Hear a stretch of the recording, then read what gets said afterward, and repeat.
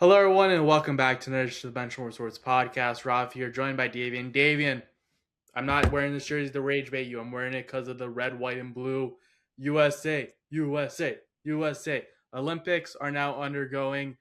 USA men's hockey kicks off later this week as we're recording this podcast. I believe it's Friday. They take on, I believe, the Germans first.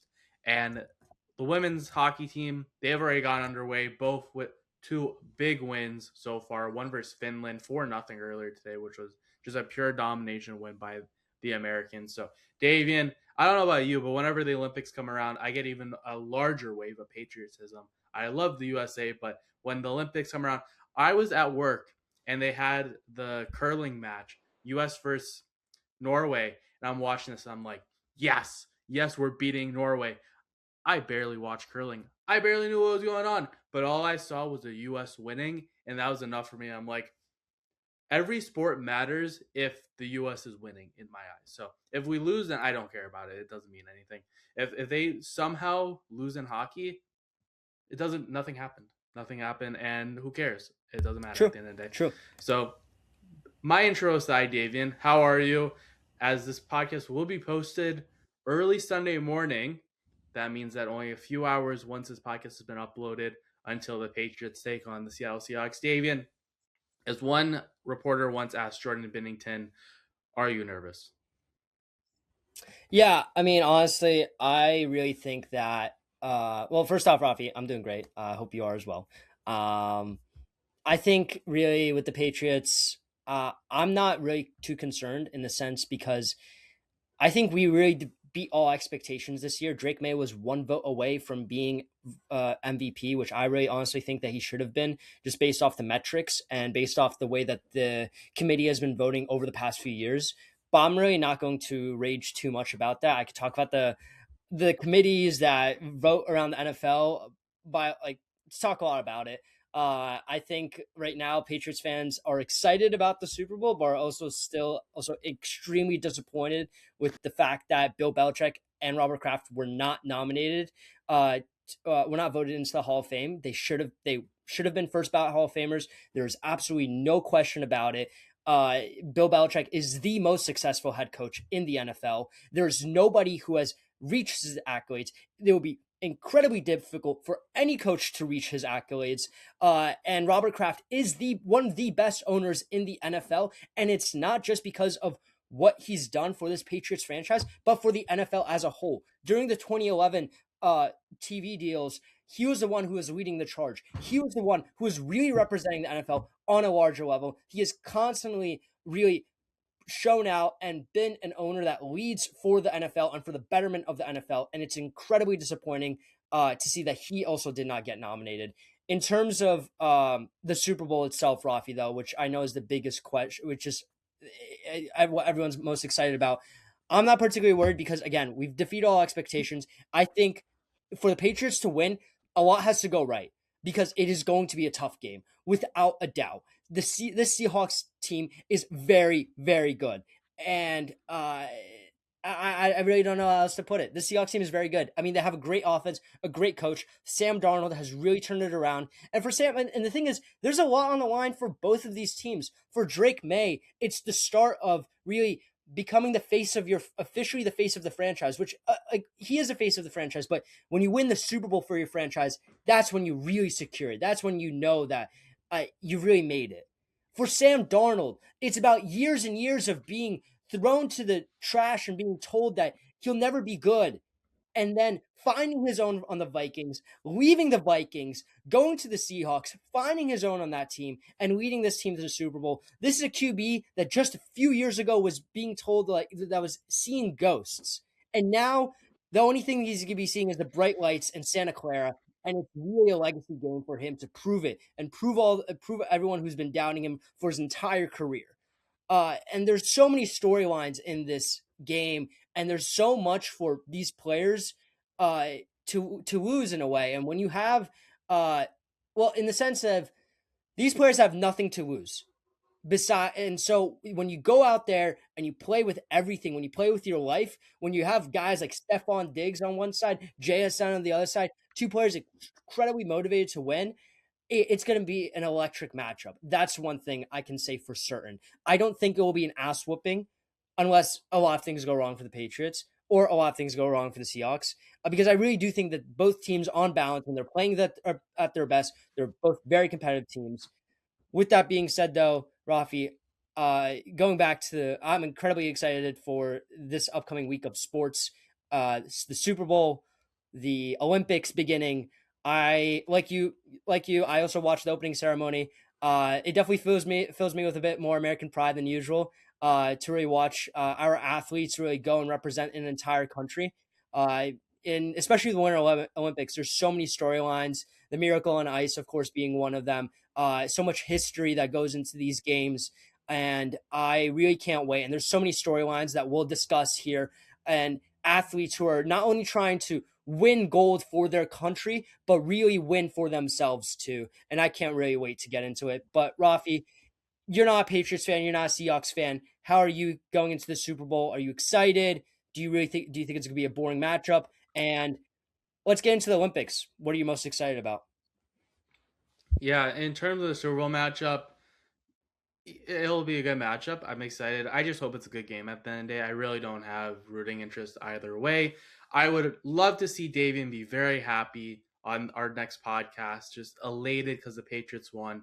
But also, it'd be also just really funny for Davian to be really upsetting. Either way, I'm going to be happy because if Davian's upset, that is pure rage bait material to put on YouTube Shorts, YouTube, and TikTok and engagement. I'm kidding. We don't do that.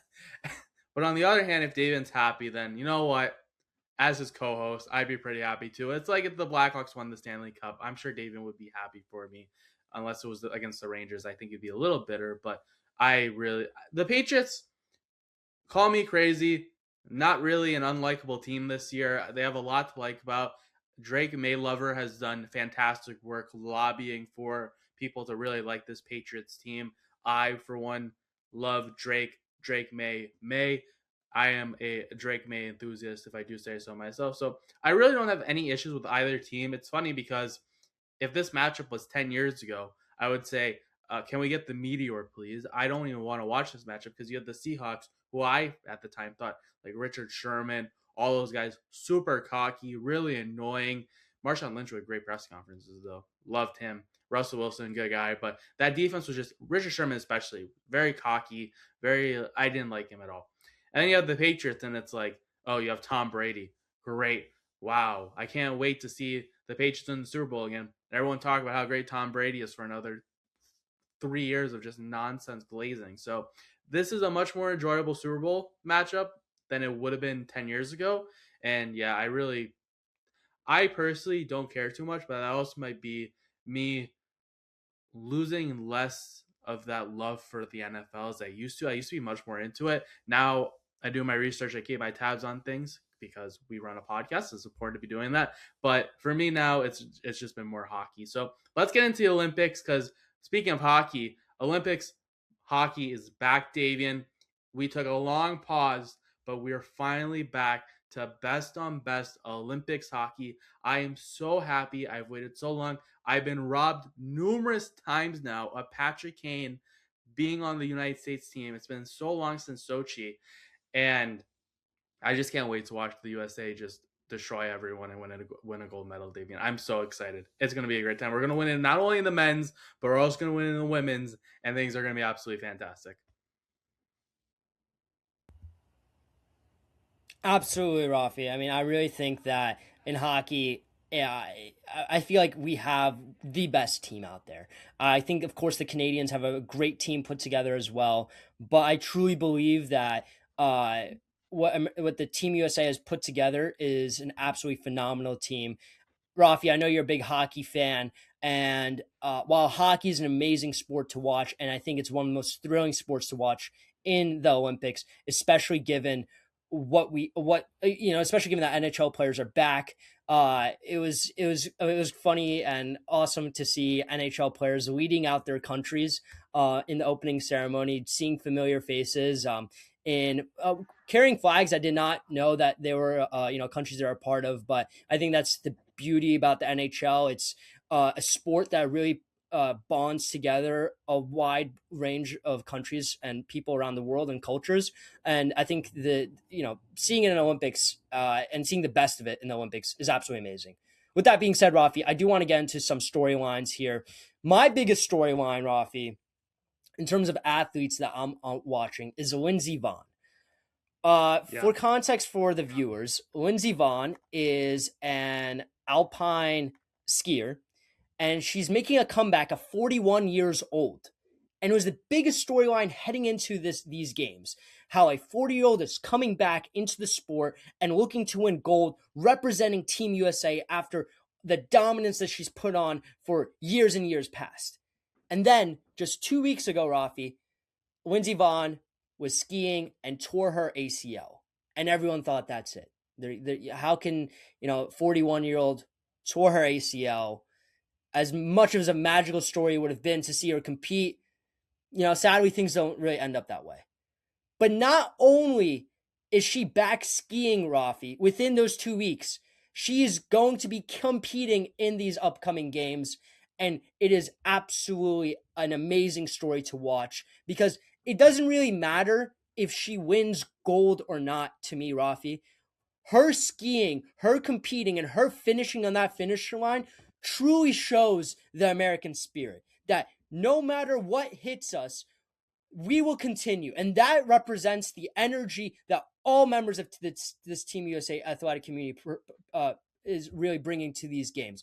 They are out there to win it. They are out there to represent their country, and they will not stop anything to get there.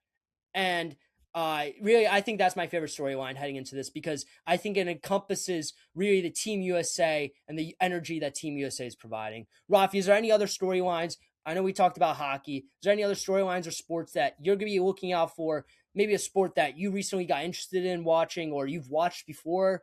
I know, like for me, bobsledding is always a fun sport to watch. But Rafi, any sports that you're particularly interested in?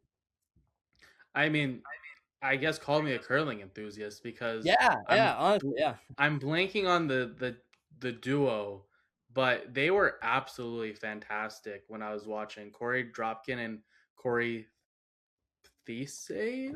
That's a Yeah, completely yeah. butchered name, but Corey they Dropkin, and then it was Dylan a Casper. really impressive match versus Norway where they went down a little early. I think it was 3-1 they were down, and the way that they just rallied back, and this is a sport that's dominated by Canada, and I know they haven't faced off yet against Canada, but they looked really solid so far in curling. And again, I don't know much about curling, so you can, if the curling enthusiast is watching this podcast, feel free to correct me, but I think this is going to be a big thing for the US. And as a whole, I feel like the US kind of gets a little undermined when it comes to the Winter Olympics. Obviously, the US has so many great athletes and so many athletes as a whole, just in general in these competitions, just by pure population, by pure numbers. But it'll be interesting to see if the US can knock down some of these better countries in some of these sports. Obviously, the USA beating Canada in hockey would be great in both respective men's and women's. But yeah, other sports too, like curling, a lot of the skiing and snowboarding. Chloe Kim also has been absolutely fantastic in her respective sport. So it'll be interesting to see how the U.S. fares in all these respective events, because I think a lot of people are going to expect the USA to do very well in overall medaling. And again, too, when you look at the last time the Winter Olympics were, it was 2022. It was a little post-COVID, still kind of getting out of that. So now like everyone's back. There's no restrictions. The village is open again to everyone, and I think that's another underrated storyline that some people might be forgetting, but it just shows that we've made it back to normalcy again, and I think we're going to really see a coming togetherness of a lot of people and just a lot of different cultures as a whole, which really is the best part of the Olympics at the end of the day. Just all the cultures coming into one area, all competing and seeing who can be the best at their respective sports. And then also, Davian, as I talked about all the togetherness of the Olympics and how great it is finally for everyone to be together and no more restrictions like we saw with still coming out of a post-COVID world the last time the Winter Olympics were happening in 2022, I just learned that apparently there's a biathlon and it combines cross-country skiing with rifle shooting. I have no idea what these two things have to do with each other, But that's something I'm going to be watching because what in the world? That's just two really random things. So there's so many great storylines to watch. Obviously, we all know that I'm going to be the big person just watching hockey and just really getting into that again. I've been robbed of it like so many other people for so many years. I wish, and I understand why, but it would be so great to see Russia as well playing in these Olympics, especially for the hockey aspect. Obviously, we understand why, and we're not going to go down that rabbit hole because this is a sports podcast. But man, it's good to be back to normalcy once again. And yeah, we'll see what this biathlon's all about because I'd love to see it. Like, do they ski and then they start shooting? Or, it'd be even cooler, Davian, if they skied and shot at things at the same time. That's cool. You know what? New Olympic sport for the Winter Olympics. Yeah, Let's there run. you go, Rafi. Look at you. Yeah, what an innovator, creating new sports out here. But I believe the way that sport works is like they ski, they like shoot at targets, and then they ski to another spot, and then they shoot again. That would make sense. If That I'm would not make sense. mistaken, I think I remember seeing it before. But I think that the one thing I love about the Olympics, Rafi, is that there's so many sports to watch, and being able to automatically root for someone in it. I feel like when you watch a new sport, sometimes you're trying to figure out like, oh, like who do I like who do I support and stuff like that. I feel like in this case, like we already know like who to support, and that's Team USA, of course. I will say too, there are a lot of other fun stuff too, where you have luge. That one I really like, where they just go down like this and they just like zoom, zoom, zoom. That's really fun. As you get my brilliant commentary on what it is. Then there's skeleton as well, where it's on the front side and you go straight head first. Which, if you're doing that, that's kind of psychopath behavior. But you know what? All props to you. So there's definitely a lot interesting things. Speed skating is always really fun to watch, and there's just so many great sports. Oof, bobsledding as well. So obviously we have great representation for the USA. Everyone, there's essentially an American, at least one in all these respective sports, which makes it so much more fun as an American, just because you can just tune into any sport and you immediately have someone that you can root for and be like, there's an American who's competing. I'm gonna root for them. I want the US to get as many medals as possible. So it's gonna be really fun. Yeah, absolutely, Rafi. I think that I'm trying to think if there's any other storylines I'm trying to watch. I think the bobsledding team. I mentioned that briefly. I think it's really fun just to watch. Um, we have Kaylee Humphreys competing, and she's a three-time gold medalist, winning two with Canada and then one for Team USA after she became a U.S. citizen back in 2021. And I feel like her being a medal contender is always fun to watch. I think it's just at the end of the day, I think it's just gonna be a good time. I mean, I don't think there's much else to say. I think the Olympics are just a good time to watch. The figure skating is always a lot of fun, especially with Ilya Malinin, I believe is his name. They call him the Quad God, and for a good reason. He's known for his quadruple jumps. I believe he did a backflip today. I didn't even know you could do that on skates, Rafi. Yeah, I think that if to all our viewers, if you have the time, put on the Olympics, even if it's in the background, because there's always something crazy you'll see, something new that you'll learn, whether it's about a sport, about a country, about a culture. Really can't say more than that. Yeah, 100%. And also figure skating would be, I mean, I can't just forget to bring up this too, but one of the first Armenian duos also doing a pair for figure skating as well. So love USA, love Armenia. Both are going to do great. I'm sure they're going to go 1 and 2 just because if you think there's so many Americans, oh, you should see the Armenians. There's just a whole lot. I think there's like 9, but still great to root for them as well. So we'll see what winds up happening. But yeah, David, any other final notes about the Olympics? Anything else? Just in general, sports news, NBA trade deadline has come and gone. Anything about that? The Giannis trade. Do you want to talk about the Giannis trade, Davian, before we close out the podcast? Yeah, the Oh Giannis wait, trade that never no, sorry. happened. The Giannis trade Yeah, that didn't Shams happen after it after was so scam. hyped up. Yeah. Yeah, I mean, I think that NBA trade deadline was very exciting. We'll definitely cover it at some point and the implications of it, especially after the All-Star break and what we'll see. Um, Of course, like we're seeing teams that are like loading up, like the Utah Jazz and like the Washington Wizards, teams that you thought would be absolutely tanking, but really they're actually trying to build up the future of their team. I think what the Wizards are building, what the Utah Jazz are building, is very exciting. We're seeing some teams really go into a full rebuild mode, like the LA Clippers and the Dallas Mavericks. Well, I would say the Mavericks aren't going so much into a rebuild mode, rather more so just really getting ready for their future, which is going to be a future surrounded by Cooper Flag, who's been absolutely insane, who's really lived up to all the hype. There's a lot to talk about the NBA, but that will definitely be talked about on a future podcast. And in terms of the Rangers, Rafi, since you're wearing the jersey, it's tough that Panarin got traded, but I think that as a lot of Rangers fans have been saying, he was, I think, one of the best signings the Rangers have ever had. What he provided for this team for the past over 6 years has been nothing short of very incredibly memorable. And while the Rangers never really got to raise Lord Stanley, and it never came to the Great Big Apple, I think that Ranger fans can be satisfied with the performance that he put up 99% of the time. Of course, there were times, especially in the playoffs, where we felt Rangers fans and myself felt that he didn't really show up. But that is hindsight is 2020 at that sense.